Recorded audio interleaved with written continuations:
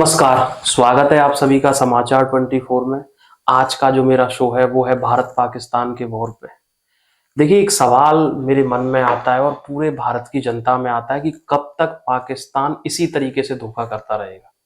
इन्हीं सारे सवालों के जवाब आज हम पाने वाले हैं, क्योंकि एक बहुत ही खास व्यक्ति हमारे शो में मौजूद हैं जो इंडियन आर्मी को पिछले 33 सालों से सर्व कर चुके हैं।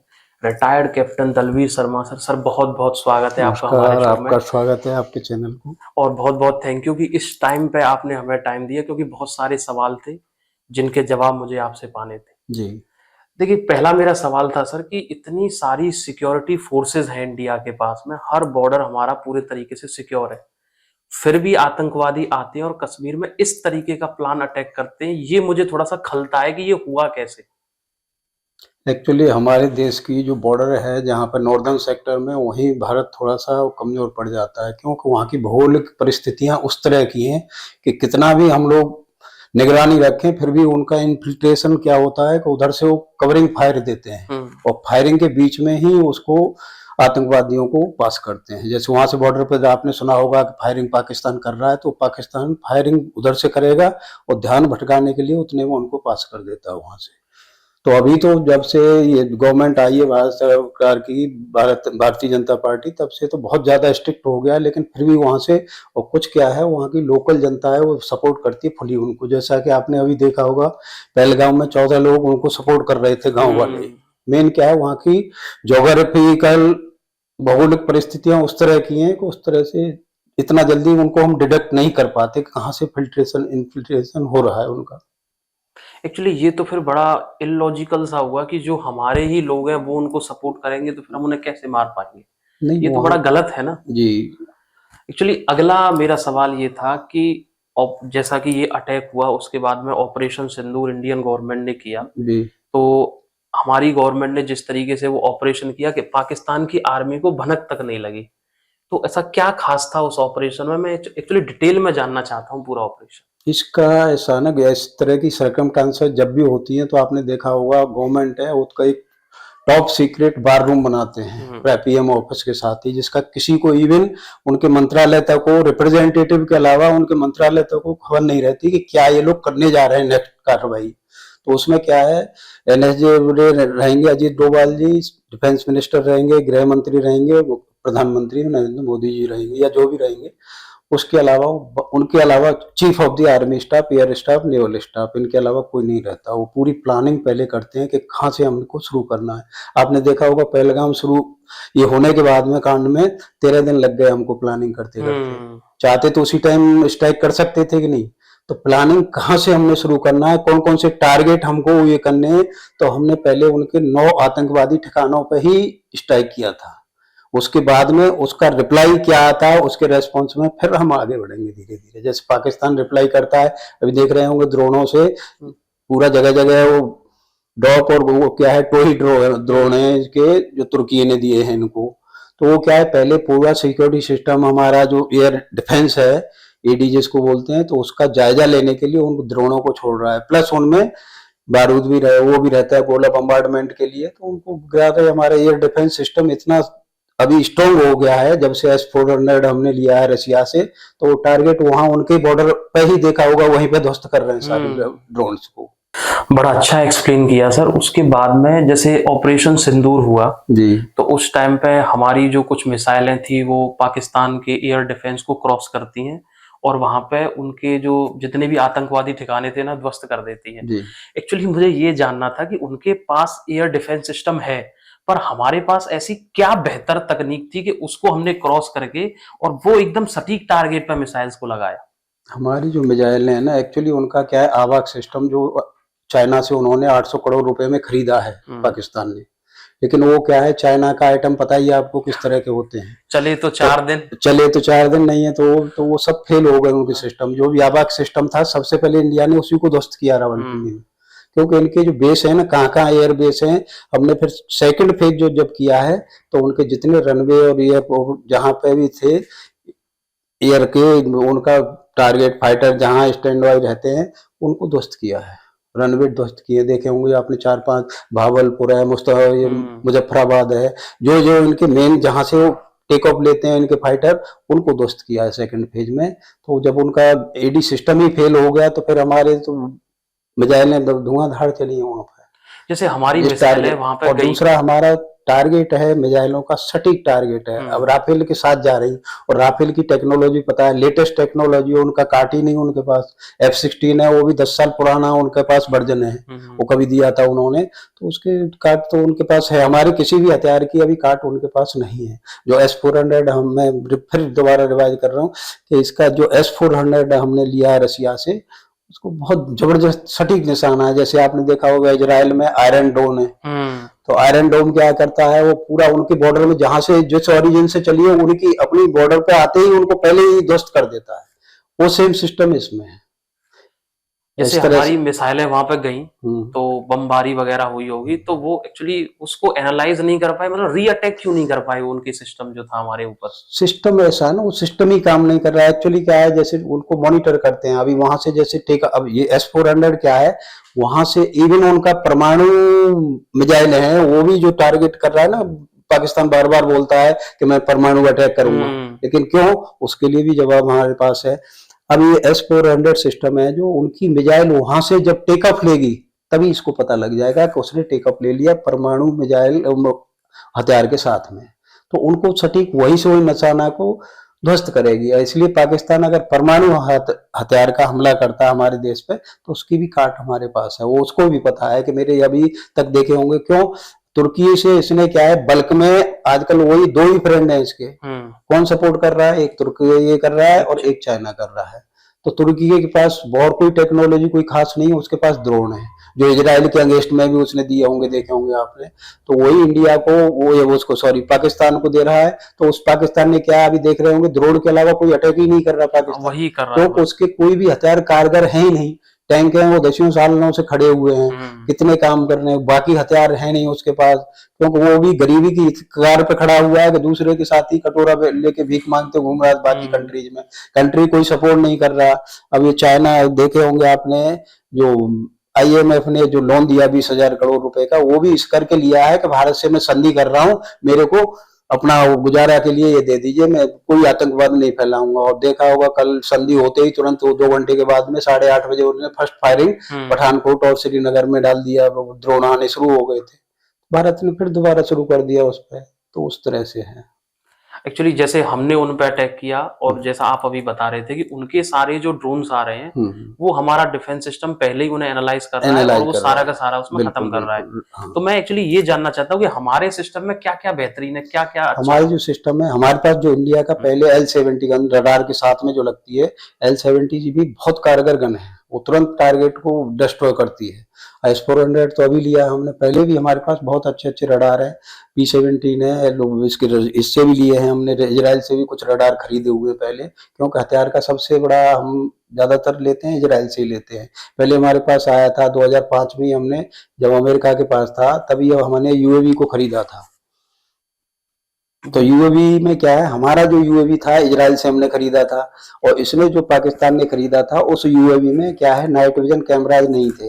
और हमारे पास जो ये था यूएवी अनव्हीकल मैन, अभी जो जिसको ड्रोन बोलते हैं, तो उसका यहाँ बैठ के 25 किलोमीटर उसके बॉर्डर तक की हमें पूरी कवरेज मिलती थी मॉनिटर पे, यहाँ सिस्टम में सारा हम देख सकते थे, क्यों, उसमें हाई डेंसिटी के नाइट विजन कैमराज लगे हुए थे।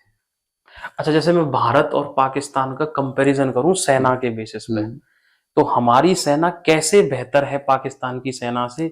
चाहे मैं नेवी की बात करूं, चाहे मैं आर्मी की, चाहे मैं एयरफोर्स की, या मैं सिर्फ जवानों के जज्बे की बात करूं। नहीं, वो तो देखो आपने सुना होगा कि भारत के सोल्जर और पाकिस्तान के ऑफिसर्स वर्ल्ड में फेमस हैं, क्योंकि यहाँ जो आर्मी के जो सोल्जर्स हैं ना, उनमें एक जज्बा होता है और डेडिकेटेड होते हैं अपने देश के लिए, समर्पित हैं लास्ट मोमेंट तक।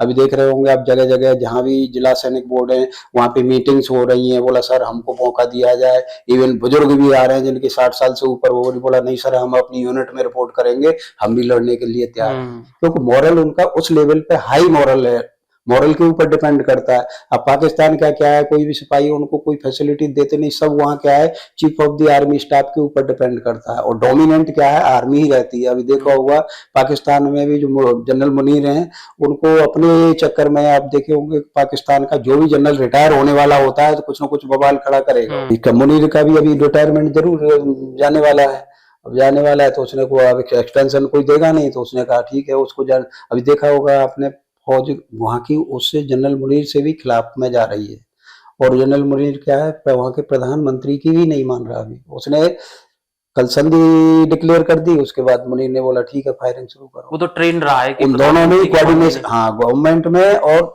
आर्मी में कोऑर्डिनेशन नहीं है, क्योंकि आर्मी क्या है हमेशा डोमिनेंट रहना चाहती है बस वो। और अब भी देख रहे होंगे खबर आ रही है कि वो भी कुछ ऐसी बातें चल रही है, जनरल मुनीर है वो भी सत्य हटाने के चक्कर में कि वो सैनिक शासन मिलिट्री शासन लागू करने के चक्कर में होगा, इनको साइड कर देगा अपना, इस तरह से।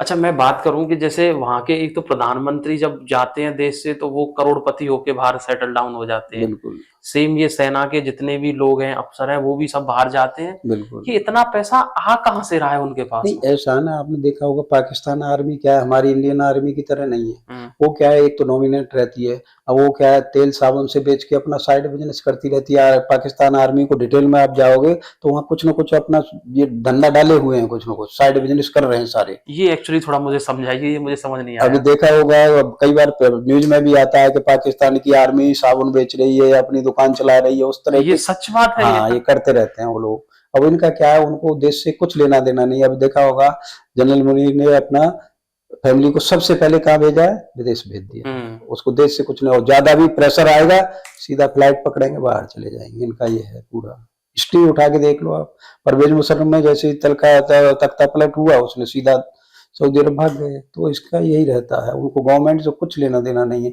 और आईएसआई जब तक सक्रिय रहेगी पाकिस्तान को कभी पनपने नहीं देगी। उनका प्लान क्या है इंडिया को बर्बाद करना है, चाहे खुद अपना बिल्कुल सड़क पे आ जाए, उसको आ भी रहे हैं, देख भी रहे हो आप कितना गरीबी है वहां की जनता। वो उसके आटे के लिए लाइन लगा रही है, खाने को नहीं है। अभी वो पीओके में आप देखा होगा अभी न्यूज के टाइम में, अभी लड़ाई के टाइम में 100 दिन का राशन उनको पीओके में रख के गवर्नमेंट ने रिजर्व कर दिया था, उसको सेना छीन के ले गई अपना बेच रही मार्केट में।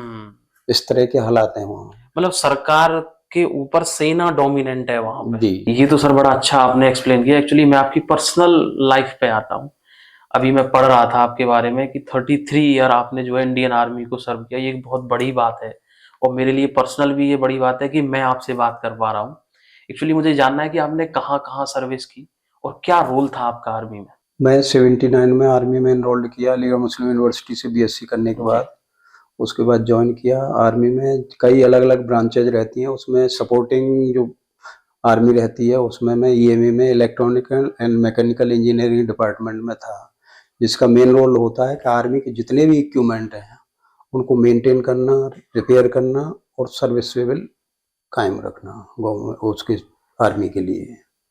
तो उसमें मिलिट्री कॉलेज सिकंदराबाद में, वहाँ पे हम लोगों का डिप्लोमा बीटेक डिग्री वगैरह कराते हैं, ट्रेनिंग देते हैं। तो टेक्निकल ट्रेनिंग ली। उसके बाद 33 ईयर मैंने जगह जगह यूनिट्स में हमारे वर्कशॉप्स रहते हैं हर जगह, तो वर्कशॉप में ही काम किया है। उसके बाद मेरा ट्रेड इलेक्ट्रॉनिक्स था, जिसमें रडार वायरलेस वगैरह ये सब आते हैं, उसमें काम किया 33 साल अलग अलग यूनिटों में। उसके बाद 2012 में रिटायरमेंट आ गया। अच्छा, मैं अभी देख रहा था कि आपके पास बड़े सारे मेडल्स हैं। एक्चुअली मैं सबकी स्टोरी जानना चाहता हूँ कि कौन सा मेडल आपको कब मिला और क्या वो अचीवमेंट थी आपकी? नहीं, मेडल का तो अलग अलग रहता है, जैसे 7 इयर्स के बाद में मिलता है, एक 9 इयर्स के बाद में मिलता है, लॉन्ग सेवा मॉडल मिलते हैं 22 साल के बाद, एक इंडिपेंडेंस डे का मिलता है, वो अलग अलग गैलेंट्री अवार्ड अलग है। अभी जैसे हाई एल्टीट्यूड भी हम काटेंगे उसका एक मेडल मिलेगा। जहाँ जहाँ सर्विस करते हैं, जैसे कोई ऑपरेशंस होते हैं, कोई अटेंड किया है, ओप रक्षक था जैसे पंजाब के टाइम में, ओप कारगिल था, उसका तो अलग अलग उसके हिसाब से मेडल दिए जाते हैं। उसके अलावा गैलेंट्री अवार्ड अलग है, वो तो आपको पता ही होगा, परमवीर चक्र है, वीर चक्र है, विशिष्ट सेवा मेडल है, अति विशिष्ट सेवा मेडल है, उस तरह से अलंकरण होता है। अच्छा, ये जो आखिरी युद्ध हुआ था इंदिरा जी, मतलब मैं आखिरी का पहले तो इंदिरा जी वाले युद्ध की बात करता हूँ, उस समय बड़ी मेमोरी सर्व कर रही होगी आपकी। उस टाइम पे इंदिरा जी ने वहां पे अटैक किया और वो जो बांग्लादेश वाला हिस्सा था उसे तोड़ के अलग कर दिया। जी। क्या अभी भी इंडियन गवर्नमेंट कुछ ऐसा प्लान कर रही है कि वो बलूच वाले हिस्से में कुछ इस तरीके से करे? नहीं, अभी इनके प्लान में है। देखो ऐसा है ना, वो जो गवर्नमेंट में जो बैठे हैं, प्लानिंग कर रहे हैं, वो तो हमसे आपसे बहुत तेज़ है। हाँ, उसका नहीं तो बिल्कुल बहुत है, तभी वो वहां एक्चुअली बैठे उनका हुए हैं। क्या है, दूरदर्शिता, वो बहुत दूर की सोचते हैं कि आगे मान लो हम ऐसा स्टेप लेते हैं, तो इसका रिज़ल्ट क्या होगा? वो सब जैसे मैं आर्मी ट्रेनिंग की अगर बात करूं तो ऐसा मैंने सुना है कि 9 महीने में इंसान का दूसरा जन्म बना देते हैं, मतलब इस तरीके से जैसे माँ के पेट में बच्चे का जन्म होता है, 9 महीने का पूरा डेवलपमेंट होता है, जी। उसी तरीके से आदमी की एक पर्सनैलिटी बना दी जाती है वहाँ 9 महीने में। तो वो वैसे तो आपके पास थोड़े से मतलब रुकावटें होंगी इस बात को बताने में, पर जी, फिर भी जी। आप जितना एक्सप्लेन कर सके जी, जी। हमारे दर्शकों को। हाँ, ये सब चीज़ें सिक्योरिटी के दायरे में हाँ, आते फिर हैं, भी तो जितना ज़्यादा आप डिटेल बता में सकें। नहीं बता सकते। लेकिन ऐसा है कि जैसे कुम्हार है, मिट्टी को शेप देता है ना, हम्म। उस तरह से अभी कोई राजस्थान से आ रहा है, कोई हरियाणा से आ रहा है, कोई केरला से आ रहा है, सारे का समावेश एक जगह करते हैं, तो उनको एक सिर्फ सोल्जर की शक्ल में ढालते हैं। हम्म। रफ एंड टफ, मतलब किन्हीं परिस्थितियों में जाके वो ये हाथ खड़ा करे सिविलियंस की तरह, कि सब मैं ये काम नहीं करूंगा। तो कहीं भी किसी भी परिस्थिति से उसको तैयार रहने के लिए सिखाया जाता है, इसलिए उनकी ट्रेनिंग थोड़ी हार्ड कराई जाती है, फिजिकल से लेके वैसी सारी ट्रेनिंगें कराते हैं। उसी में से फिर आगे जाके कमांडो बनते देखे होंगे, कमांडो जो एनएसजी हम्म। वगैरह में काम करते हैं, तो उनको जैसे अभी 4 दिन खाना भी नहीं मिला, तो किस तरह से अपने आप को मैनेज करना है, किस तरह से जंगलों से खाना अपना, कुछ भी इवन सांप तक को काट के खाते हैं लोग, उनको सब चीज़ें सिखाई जाती हैं ट्रेनिंग। वो भी सारी चीज़ें सब ट्रेनिंग के अंदर में ही आता है, तो उस तरह से है। अच्छा, ये मरीन कमांडो सबसे शायद टिपिकल ट्रेनिंग बोलते हैं इनको, जी, ऐसा जी, क्यों? जी। मरीन का तो नेवी के अंडर में आता है, तो उनका जैसे सेलर हैं, जो उनका सेलिंग शुरू होता है, तो उस तरह से समुद्र में ट्रेनिंग कराते हैं। नेवल ट्रेनिंग अलग होती है वो अच्छा, सारी। आर्मी में, हमारी आर्मी में सबसे खतरनाक ग्रुप कौन सा है जिसे कोई भी काम दिया जाए तो ऐसा मना नहीं करेंगे और ना ही नहीं, वो मना फेल तो खैर होंगे? कोई भी नहीं करता। इनका जो इन्फेंट्री ट्रूप्स होते हैं, हम्म। वो तो एकदम ट्रेंड होते हैं सब चीज़ों में। देखे होंगे रात को पेट्रोलिंग वगैरह भी करने जाते हैं, तो 11 आदमी, 10-11 आदमी जाते हैं, तो जंगलों में सर्चिंग ऑपरेशन करना, एक दूसरे को ढूंढना, जो आतंकवादियों को जो जंगलों में ही तो ढूंढते हैं, तो रात में उनको बहुत ज़्यादा डेंजरस उसमें रहते हैं, हथियार वगैरह सब साथ ही रहते हैं उनके, और जाके सर्चिंग करते हैं घरों में, तो वो बहुत बड़ा रिस्क है। कहाँ आतंकवादी निकल आया है। और कुछ टाइम पहले तो जब ये कारगिल पीरियड में, तो वहाँ ऐसा था कि वहाँ की लोकल जनता, मैंने आपको पहले ही बताया कि सपोर्ट बहुत करती है। तो जैसे लोकल सर्चिंग के लिए जा रहे हैं, आतंकवादी घर में सोया हुआ है, हम्म। लेडीज है बिल्कुल ऐसे जफ्फी मार के सो जाएगी, बोला ये मेरा हस्बैंड है। तो हम्म। उनके एक मानसिकता, पढ़े लिखे लोग हैं नहीं वो, तो उनके दिमाग ब्रेन वॉश कर रखे हैं कि बस वो पाकिस्तानी हमारा भाई है, वहाँ की हम्म। लोकल जो जनता है। हो सकता है पैसे वगैरह भी जी, देते उस होंगे। तरह से। अब पहले आपने देखा होगा कि पत्थरबाजों को 500 रुपए पर डे दे रहे हम्म। थे, ये हुर्रियत और ये सब उनकी अपने बाजार चल रहे थे। तो अब सारी चीज़ें धीरे-धीरे खत्म होती जा रही हैं। वहाँ लोकल जनता, अभी मान लो जब सर्चिंग के लिए जा रहे हैं, तो वो बहुत बड़ा एक रिस्क है जंगलों में। वहाँ हमें रास्ता तक नहीं पता आगे का कहाँ है, घने जंगल हैं, आतंकवादी कहाँ छुप के बैठा है, वो तो घात लगा के बैठा है, तो किसी तरह से कैजुअल्टी हमारी भी होती है इंडियन आर्मी की, देखा होगा आपने। तो उस तरह से उनको सर्च करते हैं। अच्छा, इंडियन आर्मी में जैसे इस टाइम पे हमें अगर भर्ती होना है उसमें, तो क्या प्रोसीजर है उसका, क्या क्या टेस्ट है, क्या कुछ क्वालिफिकेशंस, थोड़ा सा वो बताएं आप। उनका तो जैसे अभी अलग अलग वो आर्मी के पैटर्न है। अभी तो अग्निवीर कर दिया है, तो हम्म। उसमें पैटर्न जो एंट्रेंस एग्जाम है उसका, फिजिकल है, फिजिकल पास करने के बाद आपको एंट्रेंस एग्जाम होगा, उसका 12th लेवल का ही देते हैं।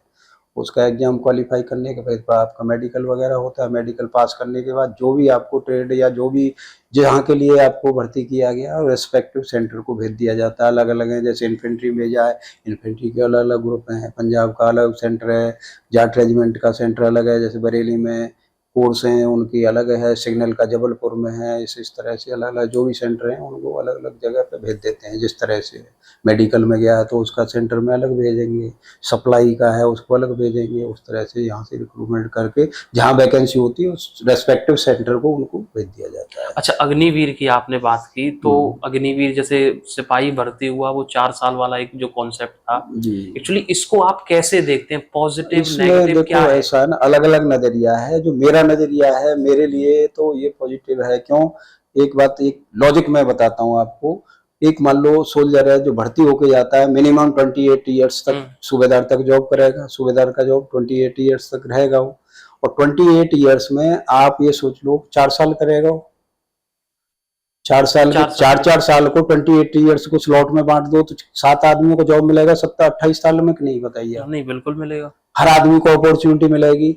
एक्चुअली गवर्नमेंट का प्लान क्या था, जैसे आपने देखा होगा इजराइल वगैरह में हाई स्कूल करते ही इनरोल्ड कर देते हैं, ऑटोमेटिक 3 साल ट्रेनिंग करनी ही पड़ेगी हर आदमी को। वहाँ की जो लोकल जनता है जो इजराइल की, तो 3 साल जैसे हाई स्कूल करेंगे, हाई स्कूल करते ही उनको 3 साल आर्मी का ट्रेनिंग करना ही है, उसके बाद अपना जॉब वगैरह जहाँ भी जाना कंपलसरी है, कंपलसरी हर आदमी के लिए। तो उस तरह से अभी अग्निवीर क्या है, एक आदमी यहाँ से लेके 28 साल तक जॉब कर रहा है, तो 28 साल तक वो कहीं नहीं मिलेगा। उतने में क्या होगा, आपको 4 4 साल के स्लॉट में 7 आदमियों को जॉब मिल जाएगा कि नहीं 28 साल में। और हर आदमी जॉब ट्रेंड होके आर्मी का धीरे धीरे क्या है, हमारा सारी जो पॉपुलेशन है धीरे धीरे 4 साल में ट्रेंड हो जाएगी कि नहीं। तो मान लो आज कभी भी इस तरह का लड़ाई छिड़ता है या कुछ होता है तो उनको रिकॉल कर सकते हैं ना कहीं। अभी देखा होगा कल के उसमें आपने, हरियाणा गवर्नमेंट ने डिक्लेयर किया है कि जो अग्निवीर हैं उनको हम 100% नौकरी देंगे, प्लस पेंशन वाली नौकरी देंगे। गृह मंत्री अमित शाह जी ने भी डिक्लेयर किया है कि जितने भी अग्निवीर हैं, हर स्टेट को इंस्ट्रक्शन दिए उन्होंने कि जितने भी अग्निवीर आ रहे हैं, जितने भी आपके पास सर्विस हैं, जॉब्स हैं, अरे और एक तो अभी कहीं ये आपने तो कुछ दिन पहले देखा है, इसमें उड़ीसा में एक उसका उनका स्टेट पुलिस है, उसमें 100% अग्निवीर को ही ले रहे हैं अभी, क्योंकि ट्रेंड व्यक्ति है। हाँ, स्टेट का पैसा बचेगा, एक्स सर्विसमैन प्लस, क्योंकि उनको जो ट्रेनिंग का खर्चा आता है ना, वो ट्रेन मैन पावर मिल रही है उनको, वो आराम से ऑर्गेनाइज करेंगे, डिसिप्लिन मैन पावर मिल रही है। और आज कुछ दिन पहले आपने देखा होगा बिहार मिलिट्री पुलिस ने शुरू किया था, तो उसमें मैक्सिमम आर्मी पर्सन के लिए खुली भर्ती छोड़ दी थी, काफी भर्ती हुई थी उस तरह से। अभी क्या है, आर्मी में भी रिटायर होने के बाद में डीएससी है, डिफेंस सिक्योरिटी कोर है, एक होती है, देखा होगा वो, उसके बाद में जैसे 15 साल जॉब करके आप रिटायर आ गए, 20 साल करके जॉब रिटायर आ गए, तो आर्मी में जैसे डिपो वगैरह रहते हैं वो एज ए सिक्योरिटी गार्ड की तरह वो नौकरी करते हैं, तो उसके बाद 60 साल तक की नौकरी है उनकी। तो अभी क्या है, इन्होंने अपॉर्चुनिटी काफी खोल दी है इनके लिए गवर्नमेंट में, जो स्टेट गवर्नमेंट है अपने लेवल पे, जो अभी भाई अभी तो नए से जो आप पुलिस में भी भर्ती कर रहे हो तो उसको ट्रेनिंग देनी पड़ेगी, एक्सपेंडिचर कम, फाइनेंशियली भी गवर्नमेंट सोच रही है, तो उनको फायदा होगा, अपना रेजिमेंट बनाएंगे अपना। स्टेट गवर्नमेंट की अलग से पुलिस होती है, स्टेट आर्मर्ड पुलिस होती है, जैसे यूपी की है, पीएसी है, उस तरह की पुलिस में रीजनल में लेंगे। अच्छा, ये आपने टेरिटोरियल आर्मी होती है, उसमें भी रिटायर्ड पर्सन को ही लेते हैं। ये आपने पॉजिटिव इम्पैक्ट बताया जी। मैं अपना अगर व्यू रखूं, आप उस पर बताइएगा क्या क्या है उसका, कि 4 साल उसने जॉब की वहां पे और वो फुली ट्रेंड हो गया। मान लीजिए किसी वजह से उसे कहीं और जॉब नहीं मिली, तो ऐसा भी तो हो सकता है ना कि वो अपना लोकल ग्रुप बना के और लूटपाट शुरू कर दे, क्योंकि वो तो ट्रेंड व्यक्ति है। ये भी तो पॉसिबिलिटी है ना एक। वो तो खैर हर तरह के, देखो जिस तरह से थिंकिंग करोगे, पर अमूमन देखो एक आदमी लूटपाट तो जब करेगा, अब मान लो 4 साल वहां जॉब करके आ रहा है, 12 लाख तो उसको फाइनेंशियली बेनिफिट तो मिल ही रहा है, तो 12 लाख लगा के कहीं ना कहीं वो धंधे में तो लगा सकता है, उतना तो उसके अंदर सामर्थ्य आ गई कि भाई मेरे पास इतना पैसा है, इनको मैं कहीं भी इन्वेस्ट। अमूमन क्या है, आर्मी में जो बच्चे भर्ती होते हैं, अमूमन ज्यादातर देखा गया है गांव देहात से किसानों के बच्चे होते हैं, तो वो जाके 12 लाख में तो अपना डेयरी है या कुछ बिजनेस है। अभी गवर्नमेंट ने देखा होगा बहुत सारी स्कीमें, एमएसएमई है और बहुत सारी स्कीम्स डाल रखी हैं, तो कहीं भी अपना स्कीम करके वो चल सकता है। और जॉब तो अब ट्रेन, उसको एक सर्टिफिकेट तो मिल गया है एक सर्विसमैन का, तो जॉब तो 100% कहीं ना कहीं तो मिलेगा ही उस तरह अच्छा, का। उन 4 साल में अगर उसके साथ कोई हादसा होता है तो क्या उसे हम शहीद मानेंगे? क्योंकि सरकार उसका तो नहीं अभी मानती है। चला है, अभी उसके पीछे जो मेरठ वाला केस हुआ था तो काफी गवर्नमेंट को किया था, तो बता रहे हैं अभी शहीद का, उसका बातचीत चल रही है, शहीद का दर्जा दिया जाएगा उनको। अच्छा, दिया जाएगा। हाँ अभी अच्छा, अगर वो मतलब अगर वो 4 सालों में वो शहीद होता है, वैसे तो दर्जा नहीं दे रहे, तो उसको कंपनसेशन के तौर पे कितना रकम मिलती है? कुछ आप एक आइडिया बता उनका अलग अलग है, स्टेट गवर्नमेंट है, जैसे उत्तर प्रदेश को सरकार है 20 लाख देती है, कहीं अलग अलग स्टेट में अलग अलग। सेंट्रल गवर्नमेंट कितना दे रही है उसको, कोई आइडिया एक दें आप? सेंट्रल गवर्नमेंट का तो उनका जो एजीआई रहता है उसका 30 लाख रुपए का तो वो मिलता है, आर्मी ग्रुप इंश्योरेंस रहता है तो उनको मिलता है। अच्छा, एक प्रॉपर जो फौजी है वो अगर शहीद होता है तो उसको कंपनसेशन के तौर पे क्या मिलता है गवर्नमेंट से? उनका अलग है, 30 लाख 35 लाख का तो उनका एजीआई होता है, आर्मी ग्रुप इंश्योरेंस रहता है। फिर वार कैजुअलिटी का अलग मिलता है, स्टेट गवर्नमेंट अलग देती है, प्लस उसका जो पीछे उसकी वाइफ रहती है तो वाइफ को 67 ईयर्स तक फुल पेंशन मिलेगा। वो जो भी जो उसका पेंशन है, वो पेंशन नहीं सॉरी, उसका जो जितना सैलरी उसका है वो प्रेजेंट सैलरी मिलेगा, वो सैलरी उसके रिटायर होने तक। अच्छा, उसकी एज के रिटायर होने तक पूरा मिलेगा। उसके बाद पेंशन जो उसको फुल पेंशन मिलनी थी वो 67 ईयर्स तक फुल पेंशन मिलेगी। अच्छा, आर्मी में बहुत सारी रेजिमेंट्स है, जैसे गोरखा है, सिख है, बिल्कुल। महाराष्ट्र है, तो आप सबसे खतरनाक किसको देखते हैं? इनमें सबसे खतरनाक तो दो हैं। अभी पहले हमारे यहाँ नागा रेजिमेंट नहीं हुआ करती थी। हम्म नागा क्या अनसिविलाइज्ड होते थे, हम्म। तो उनको जंगल से ला के पैर काफी गवर्नमेंट ने पढ़ाया लिखाया उनको। तो अभी धीरे धीरे क्या है, नागा और ये गोरखा रेजिमेंट है, इनका देखा होगा आपने, धारण कैंप है एक नेपाल में। वहाँ ब्रिटिशर जो गए थे हमारा इंडिया छोड़ के, तो एक बटालियन गोरखा रेजिमेंट की लेके गए थे अपना यूके में, इंग्लैंड में लेके गए थे। तो तब से उन्होंने एक धारान कैंप में नेपाल में एक अपना भर्ती सेंटर ही खोल रखा है। वहां से भर्ती करके लेके जाते हैं, जैसे जो रिटायर होते जाते हैं आते जाते हैं उस तरह से। अब ये क्या है, खोखरी इनके साथ ही रहेगी, राइफल तो रहेगी, गन जो रहेगी, लेकिन खोखरी भी इनके साथ रहती है। और खोखरी ऐसा है ना, ये निकालते नहीं, निकल गई तो उसको ब्लड लगा के ही उनको कहीं ना कहीं तभी अंदर रखेंगे, चाहे अपना उंगली काट के लगे, ब्लड को टच करना ही पड़ेगा उनको। उस तरह के नियम मानते हैं, तो बहुत ज्यादा डेंजरस होते हैं। मतलब सबसे ज्यादा डेंजरस गोरखा है। गोरखा रेजिमेंट। और अच्छा, कोई मिशन याद आ रहा है गोरखा ने जो सक्सेसफुली किया हो? गोरखा तो बहुत है, ये कारगिल पीरियड में भी बहुत ज्यादा किया था। स्टोरी आप अब इनका नागा रेजिमेंट है, वो भी बहुत डेंजरस है। अभी हम लोग कालूचक में थे तो नागा रेजिमेंट थी वहां, वो आगे जाके बॉर्डर पे। तो जब वो वापस आए कालूचक तो उनको बताया, बोला तो वो क्या बोरियों में सिर भर के लेके आ गए थे आतंकवादियों को। बोला ऐसा, बोला तो उनका लैंग्वेज भी अलग है ना, बोला हमने सारा काट दिया, काट नहीं बोलते वो, काट दिया। काट के बोला क्या करोगे, बोला ले जाके घरों में सजाएंगे। पहले उनका बताते हैं हिस्ट्री कि हम लोग जब शादी होती थी तो इस गांव का लड़का रहेगा, उस गांव की लड़की, जैसे तो रात को लड़की वाले आएंगे हमारे गांव में, तो जितने सिर काट के ले जाएंगे वो वहां जमा कर देंगे अपने मुखिया के बाद, और वो लड़की वाले आएंगे फिर हमारे गांव में, जिसके आम जनता के सर, आम जनता के सर। तो बोला जब जिसके सिर ज्यादा होंगे उसका लड़का रहेगा, और जिसके सिर कम है उसकी लड़की होगी। इस तरह शादी हुआ करती थी पहले। तो अभी तो काफी सुधर गए वहां पे, बहुत पहले की बातें बताया करते थे। तो उस तरह का है। नागा रेजिमेंट तो वो तो किसी के कंट्रोल में नहीं है, धीरे धीरे हुई है। अब देखा होगा कारगिल पीरियड में उनका एक कर्नल था, तो उस पाकिस्तानी था, जब लड़ाई हो रही थी तो उसमें उसका टेंट में जैसे रहते हैं तो उसका हेल्पर जो रहता है, अर्दली रहता है, उसको पाकिस्तान को कॉल कर रहा था कि इस तरह से ये आदमी को चढ़ा रहा हूँ। तो उसने सुन लिया, उसमें जाके बोला ठीक है, उसके हाथ काट दिए दोनों। सुबेदार मेजर जो मेन कमांड होती है के हाथ में होती है, जाके उसने बोला ठीक है। उसने पूरी रेजिमेंट इकट्ठी को उसको पकड़ लिया तो उसको दिल्ली में आया, आर्मी हेडक्वार्टर में भेज दिया। तब उसने बोला था कि आप मेरे को पकड़ ले, तुम्हारे यहाँ इंडियन आर्मी में तो कितने पाकिस्तानी बैठे हुए हैं। बोला 71 में हम लोग ऐसे ही आर्मी में। अब देखा होगा पुलिस वाला तो 10 रुपए लेके ऐसे ही वेरिफिकेशन कर देता है। तो उस तरह से उनको काफी चीजें हैं, बहुत चीजें जो पता नहीं चल पाती हैं। हाँ जी। एक्चुअली कोई वॉर की स्टोरी आपको याद आ रही है थोड़ा सा दर्शकों के लिए हमारी? कोई एक बहुत ही वीर गाथा कोई याद आ रही हो आपको?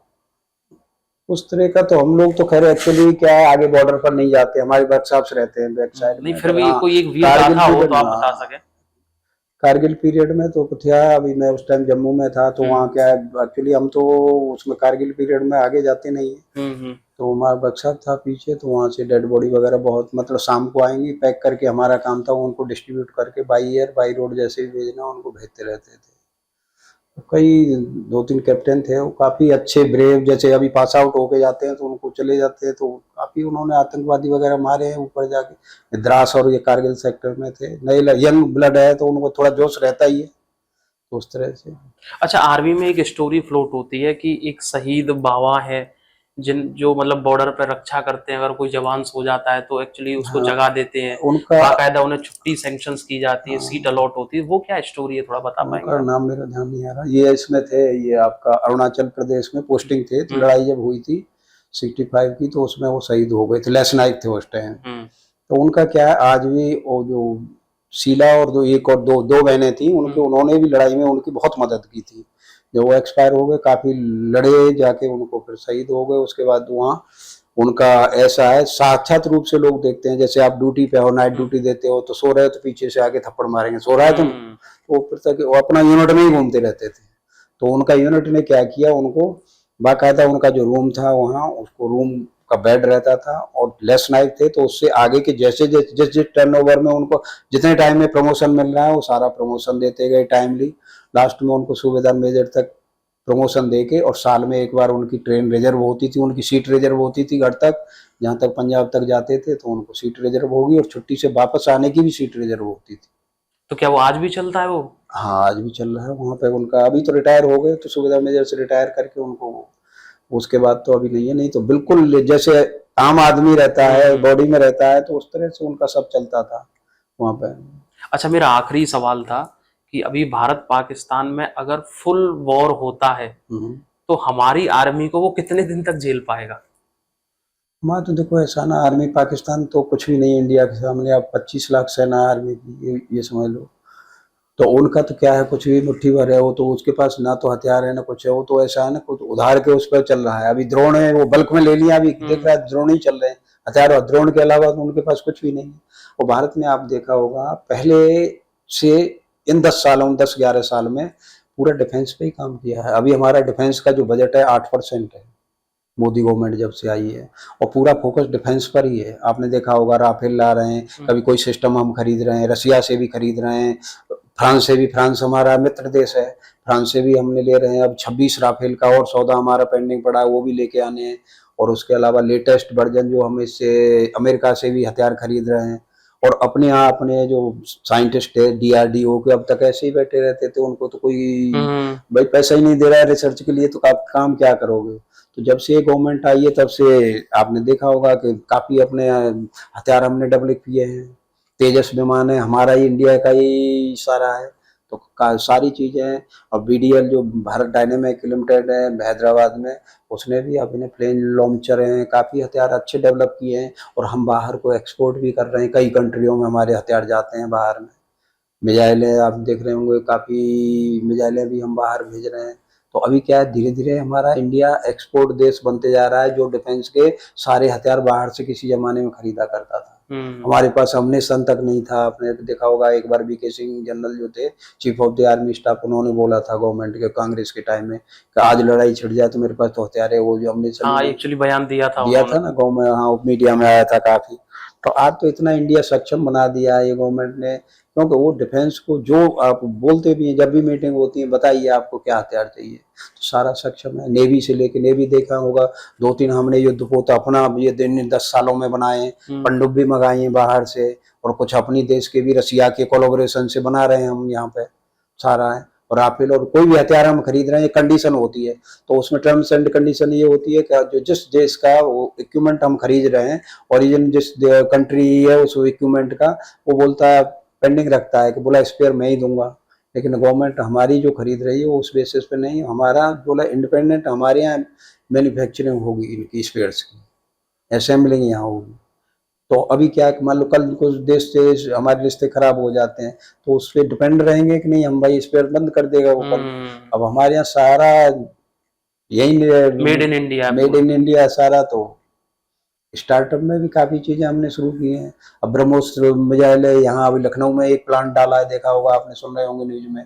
ब्रह्मोस मिसाइल है यहाँ लखनऊ में, ये डालेंगे फैक्ट्री, और गन की भी कई फैक्ट्री डाली है। अच्छा, क्या चाइना साथ में आएगा अगर युद्ध होता है तो पाकिस्तान? चाइना ऐसा है ना, देखो हर कंट्री आज पहला जैसा भारत तो नहीं है। हर आदमी भारत की तरफ आने के लिए सोचता है 2 बार। पहले आपने देखा होगा, न्यूज में सुनते होंगे, पहले गवर्नमेंट जो थी 20 किलोमीटर 10 किलोमीटर चाइना आ गया, डेली चाइना वहीं खड़ा रहता था, लद्दाख में ही खड़ा रहता था कि आज सैनिक घुसे आए, आज सैनिक को। मनमोहन सिंह जी बोलते, अरे इनको घुस गए, क्या करें क्या नहीं करें, उस तरह से बोलते थे। आज देख रहे होंगे मुंह तोड़ जवाब देते हैं। पहले ही झटके में ये गवर्नमेंट आई थी, उसी टाइम आपने देखा होगा लद्दाख में जो इसके चाइना के सैनिक घुस के आ गए थे, मुंह तोड़ जवाब एक बार मिल गया, उसके बाद तो मुंह नहीं किया ना। तो चाइना सोचेगा पार्टिसिपेट करने और दूसरा क्या है, हमारे इंडिया की तरह चाइना के सोल्जर्स नहीं है। चाइना के सोल्जर बहुत डरपोक है, उनको क्या है, एक प्रेशर डाला हुआ, जबरदस्ती एक तरह से सर्विस करा रहे हैं उनको।